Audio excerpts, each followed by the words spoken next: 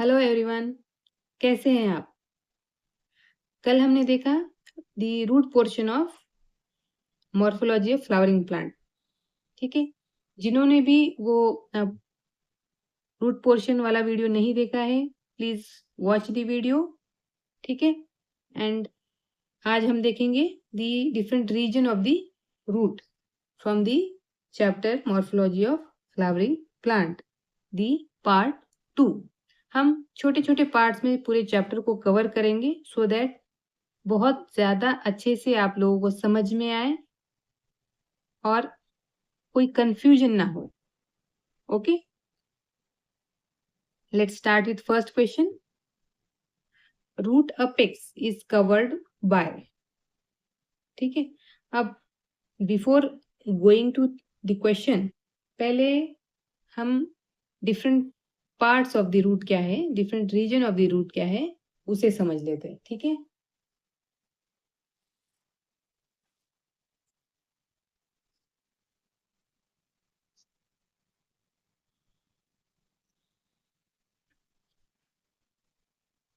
ठीक है। So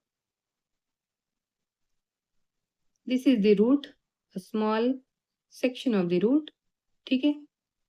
starting inferiorly पहले होता है root cap, then region of meristematic activity, then region of elongation, then region of maturation and then root hairs. These are the small root hairs.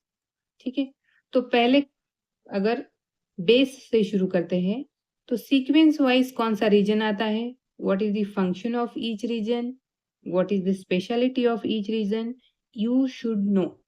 ये thoroughly clearly आपको पता होना चाहिए सो दैट एक भी क्वेश्चन मिस नहीं होगा, गलत नहीं होगा। फाइन।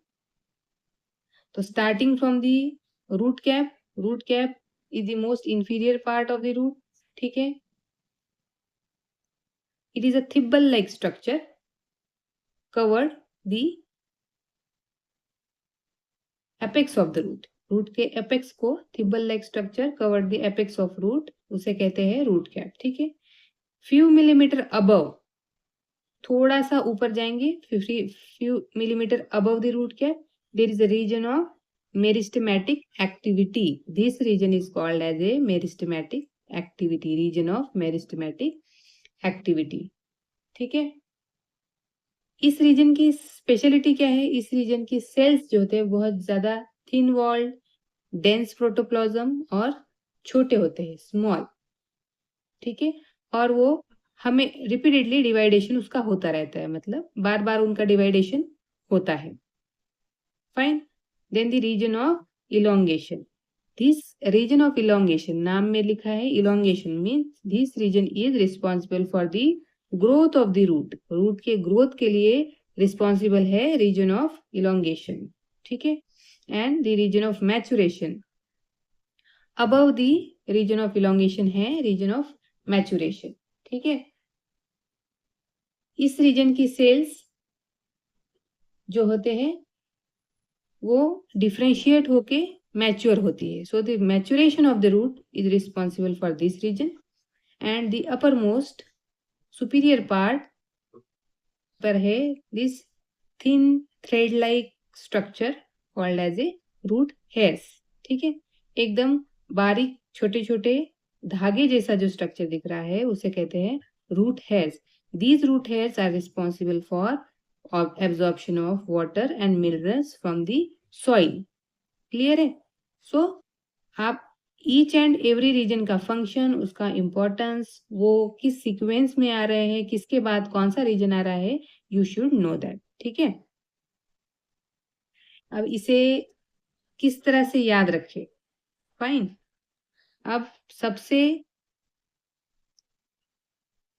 अगर हम नीचे से शुरू करें, जैसे सबसे नीचे है रूट कैप, उसके बाद region of meristematic activity, region of elongation, region of maturation and root hairs. तो सबके पहले अल्फाबेट को याद करना है, CMEMH। ठीक है। तो आप इसको इस तरह से याद रख सकते हैं, कैप मुझसे ईला ने मांगी है। सी से कैप मेरी ईला ने मांगी है। इसे मेरी या मुझसे जैसे भी, अगर ये मेरिस्टेमेटिक है तो मेरी ज्यादा इजी रहेगा। कैप मेरी ईला ने मांगी है। मैचुरेशन से माँ, ईला इलॉन से ईला, मेरी से मेरी, कैप से कैप, और एच ए है में तो ऑलरेडी है ही। सो कैप मेरी ईला ने मांगी है। You can remember the sequence of the region in this way. ठीक है, okay. So let's start with our first question. I hope ये सारे रीजन्स आप लोग को समझ में आ गए होंगे और उसे किस तरह से याद करने का है, ये एक तरीका मैंने बताया। अगर और कोई इजी वे आपको लगता है कि नहीं ये इस तरह से मैं याद रख सकता हूँ, then you can go for it. ठीक है, so first question, root apex is covered by. Root apex जैसे ही बोले तो क्वेश्चन आया तो एकदम दिमाग में रूट का स्ट्रक्चर, उसका एपेक्स कहाँ है, एपेक्स पे कौन सा स्ट्रक्चर है, दिखता कैसे है, उसका नाम क्या है, एकदम आपकी आंखों के सामने फटाफट आ जाना चाहिए। ठीक है, so the option A root hairs, B root cap, C node, और D internode. So the correct answer is the root apex is covered by root cap. अब यहाँ पे क्वेश्चन में आंसर है एपेक्स। ठीक है, जो सबसे lowest part of the root है दैट इज एपेक्स। अब रूट हेयर जो है वो हमने सबसे ऊपर देखा सुपीरियर। आप अपने खुद पर से भी याद रख सकते हैं, रूट हेयर्स हमारे बाल कहाँ होते हैं, सर पे होते हैं ना, सर कहाँ है, सबसे ऊपर है ना। ठीक है, तो रूट हेयर्स तो नहीं है, एपेक्स तो सबसे लोएस्ट पोर्शन हो गया, तो रूट हेयर्स तो नहीं है कंफर्म। अब रहा सवाल node internode. See node and internode these options belong to the stem portion of the root. Root के स्टेम पोर्शन से है ये, नॉट कि रूट के रीजन या रूट के डिफरेंट पार्ट से रिलेटेड है। सो ये दो ऑप्शन भी कट गए। हाँ, अगर आपको स्टेम के बारे में डिटेल पता हो तो ही यहाँ पे आप क्लियर रहेंगे कि नहीं node internode belongs to the stem portion. ठीक है, so the correct answer is root cap. The root apex is covered with root cap, not by root hairs, node or internode. Fine. Next. What is the function of a root cap? Protection, food storage, photosynthesis or water storage. ठीक है, function of a root cap. अब root cap का function पता होने के लिए पहले पता होना चाहिए कि रूट कैप कहाँ है। Where is the root cap? Root cap is the most apex portion of the root. ठीक है, तो रूट कैप फोटोसिंथेसिस तो नहीं कर सकता है, फोटोसिंथेसिस जमीन के अंदर तो नहीं होगा। ठीक है, food storage and water storage ये भी रूट कैप नहीं करेगा। ठीक है, अब कैप से आप याद रखिए, हम सर पे टोपी क्यों पहनते हैं? Is to protect ourselves from sunlight, no. Similar way root cap is the function of root cap is the protection, to protect the delicate portion of a root. जो रूट का एंड होता है वो जैसे जैसे जमीन के अंदर जाएगा, अंदर जमीन के अंदर एक हार्ड सरफेस मिलेगा, कभी कोई पत्थर मिलेगा, तो जमीन रूट का टिप जो है वो टूट सकता है। Just to protect that tender surface the root cap is given. So the function of root cap is a protection, not food storage, water storage or photosynthesis. Okay, then region of meristematic activity. Region of meristematic activity found. ये region of meristematic activity कहाँ found है, मतलब कहाँ मिलती है?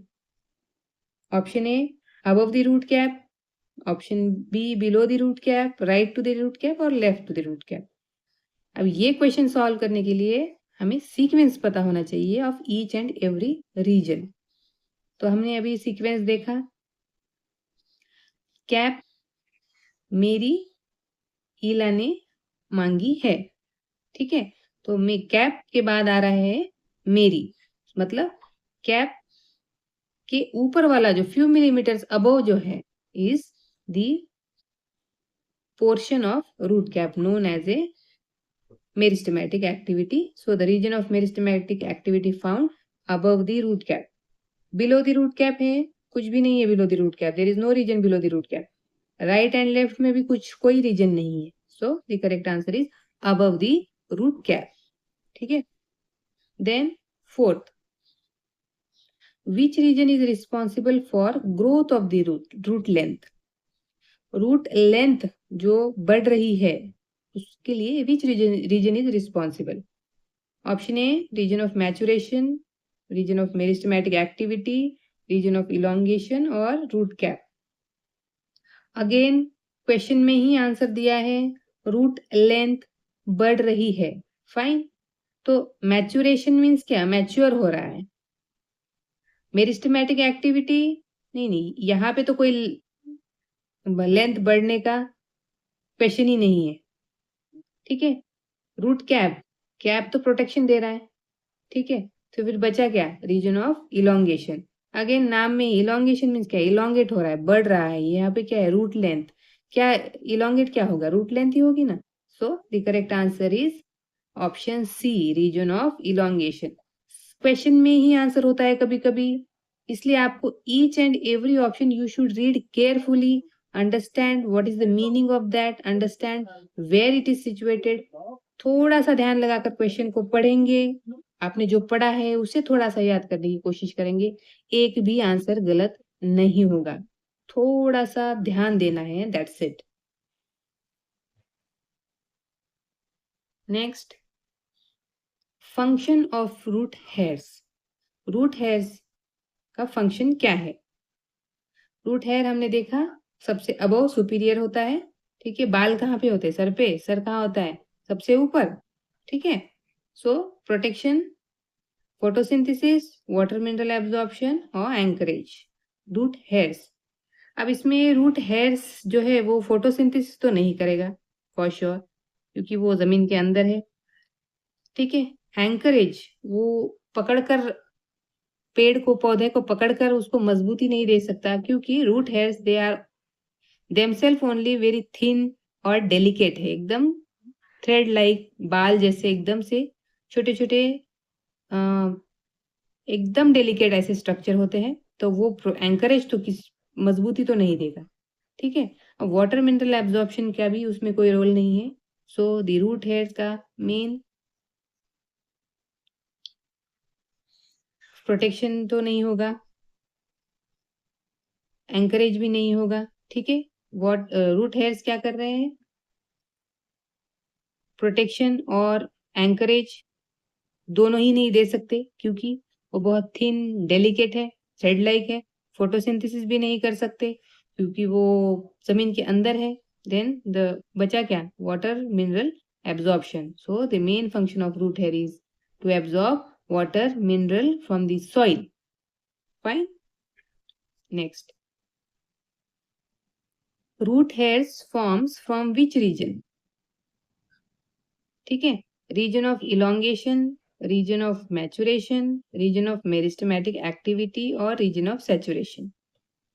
अब ये question solve करने से पहले पहले तो ऑड मैन आउट फाइंड करना है। Elongation, maturation, meristematic activity, saturation. अब ये ऊपर के तीनों, तो भाई रीजन ऑफ सैचुरेशन क्या है, ये तो हमने नहीं देखा बुक में। Definitely there is no such region called as a region of saturation, तो ये ऑप्शन तो कट गया। अब रीजन ऑफ इलोंगेशन जो है, इसमें क्या हो रहा है, रूट इलोंगेट हो रही है। और रीजन ऑफ मेरिस्टेमेटिक एक्टिविटी क्या हो रही है, यहाँ पे सेल का डिवाइडेशन हो रहा है। ठीक है, और रीजन ऑफ मैचुरेशन में क्या है, रूट मैच्योर हो रहा है। तो मैच्योर होने के बाद ही रूट हेयर्स डेवलप होते। ठीक है, so the correct answer is